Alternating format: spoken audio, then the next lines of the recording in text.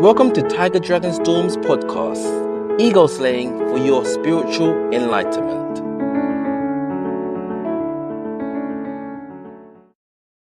The same reason one would choose to get drunk is the same reason you are listening to this podcast.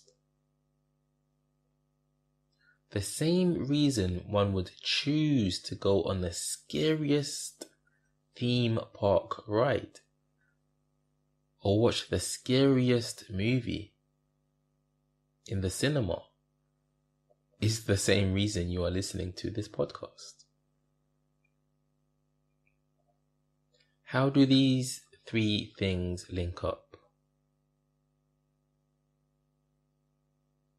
You may be wondering. I would be.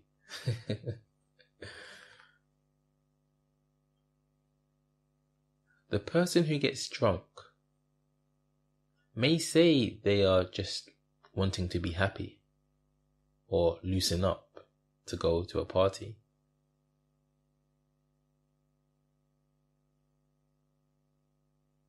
Or that they are drowning their sorrows.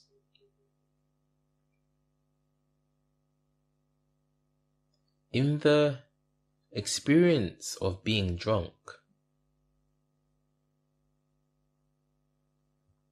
the sorrows, the loosening up, is actually the dropping of the ego, this personal self, the sense of personhood.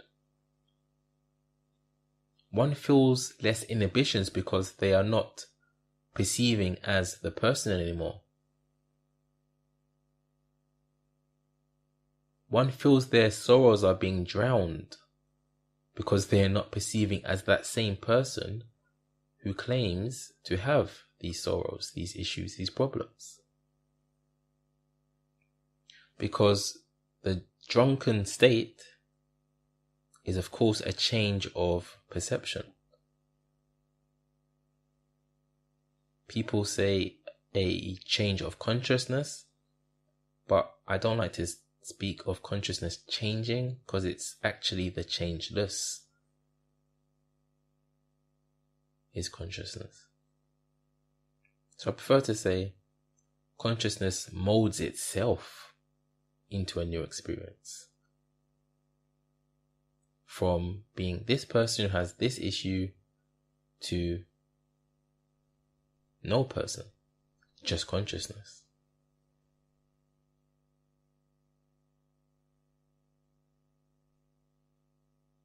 Or not that person, a new person who has less inhibitions, or a new person who can't remember why they started drinking in the first place to drown the sorrows.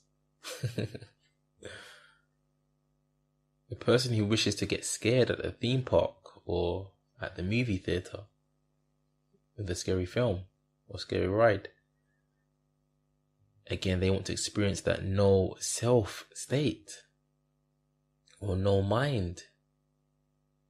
In the feeling scared, in the actual moment, look within your own experience if you've ever been scared. You are not thinking at the same time, what should I have for dinner? Should I buy those new shoes I saw in the shop yesterday? Nah. What's my favorite color?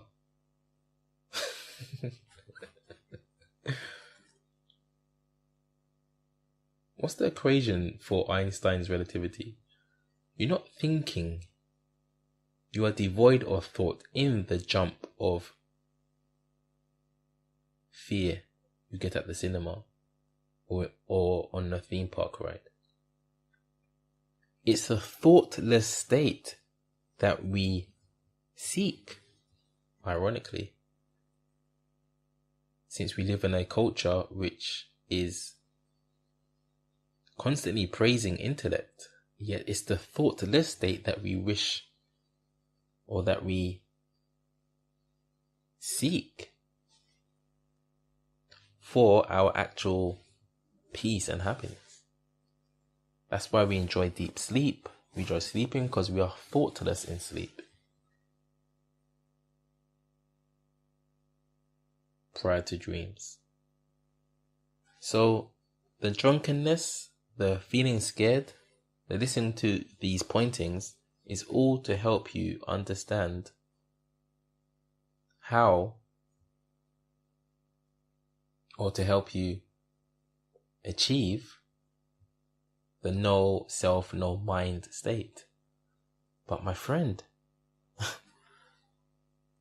you are already there. You cannot get to somewhere which is locationless. The fact that you have experienced this thoughtless, no mind state when you've been scared, or when you've been drunk, or when you sleep, proves that it does exist. It's just the mind doesn't understand and can never understand that it is the true reality, not the mind. Meaning, all is consciousness, all arises out of consciousness. But the thoughtless state, if you will, is purer than the thought dimension. Because when thought arises, confusion happens. When thought subsides, there is no confusion, only clarity. The clarity does not need thought. You do not need clarity to confirm you enjoyed your sleep last night, or to confirm you enjoy these rides or these movies from thought. In the experience, you enjoyed it. You do not need to second guess yourself like, did I enjoy it? That's called overthinking. And even if you say you did not enjoy the ride of the movie, still, you was present, observing the mind's dislike. So you observe dislike and like. You observe correct and incorrect. You observe 5 plus 5 is 10. You also observe 5 plus 5 is 5.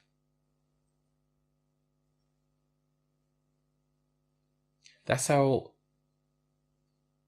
present yet detached from experience you are. You are present enough to see the experience, or to experience the correct sum and the incorrect sum. You are here and present enough for that. But you are also detached enough to allow the incorrect answer to arise.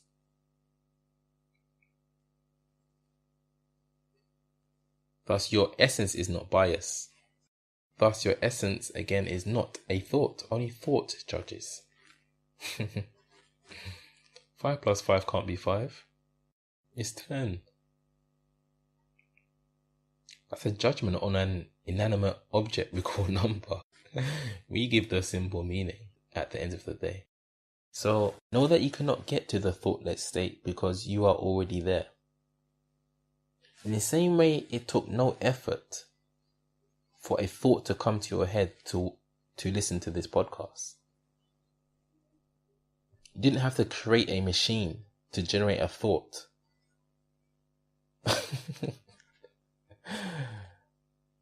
That told you to listen to this podcast. You didn't have to do anything. Thoughts just come. This is the same way you just already are that thoughtless state. Now, from the mind's point of view, it did something to get to the thoughtless state. It listened to the podcast. It went to the theme park. It went to the scary film viewing. It got drunk, so it did something. But of course, mind lives in time, so it can only understand like that. But I'm not talking to the mind right now. I'm not talking to the person. I'm talking to the purest part of you that is the purest part of me. We call it consciousness. Not your consciousness, not my consciousness. Where's the edge to your consciousness to say there is yours and mine? Just consciousness. We are all aware. We all see the same world, but through a different perspective, of course. But a perspective that is never different is the fact that we are aware. We are conscious. That's the backdrop of all of us as people and animals knowing. We are conscious. Thus, we are consciousness itself. There is no doing to achieve no self, no mind. I mean, what could you do? How would you do something to a thought? Really? How would you tell a thought or make a thought disappear? What tools would you use to make a thought disappear so you can be thoughtless? A hammer? A chainsaw? Your hands? Meditation? Chanting? Swimming? Smoking? None of these things will get rid of thought. The thought will still be there, but it will be different, of course. It will then refer to what's happening. But there will always be a thought in the so-called waking state. I must make that clear. Only in the waking state or dream state do we have thoughts.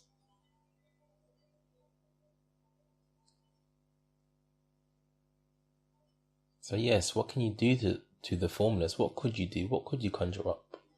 Apart from saying magic. So there is never a personal achieving the thoughtless state by mind. It is more of a revealing or a remembering what the true state is, which is mindless, thoughtless, immovable. The fact that you are not always thinking, yet when you stop thinking, you are in this mindless state, that is still an awareness, goes to show that that is the underlying reality, the truer reality to mind, because you are not always thinking. Thus, thought is an impression upon that which is already present, which is you, you as that formless, invisible consciousness.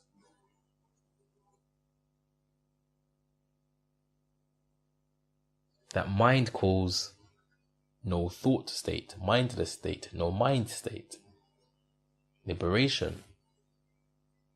But actually it's always present. Where else could it be? Just like the space in the waking world. Where else could space be? Could you move space? What would be left?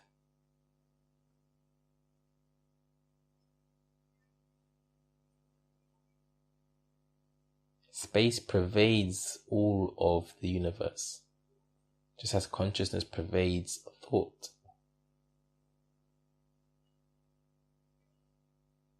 Thought needs something to stick to, otherwise we would miss it.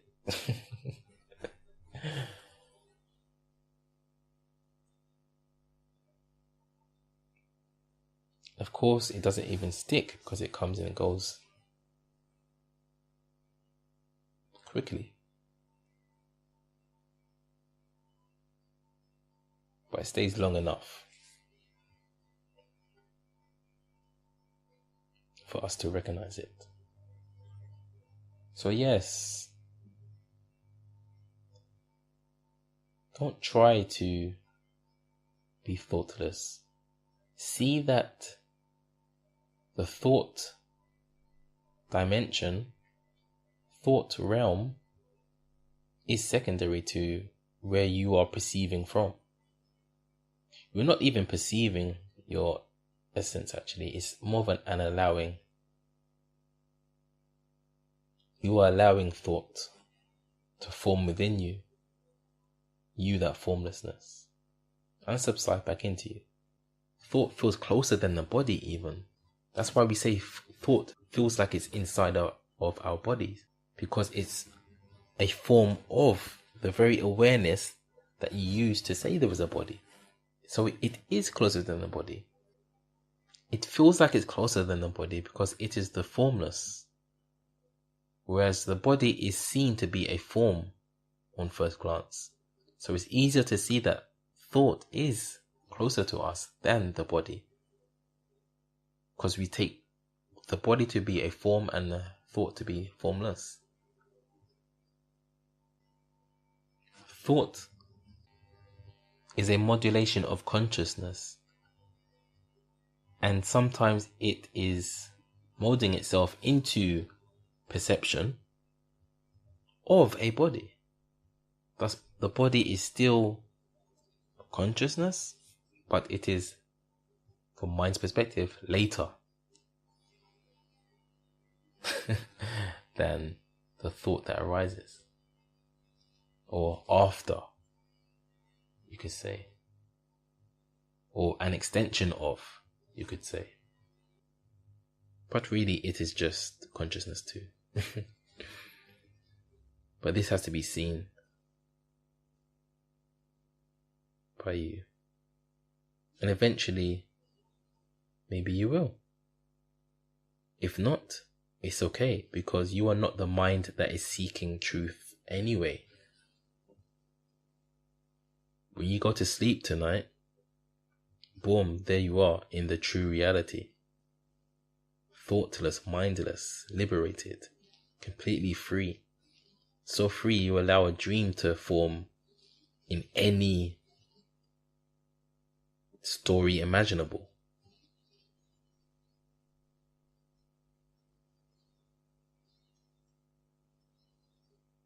I truly think I could make a podcast and talk for 2 hours straight. So I'll stop now.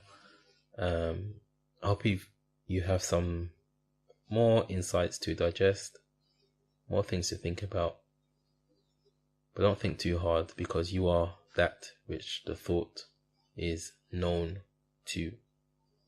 Peace, my fellow expressions of consciousness.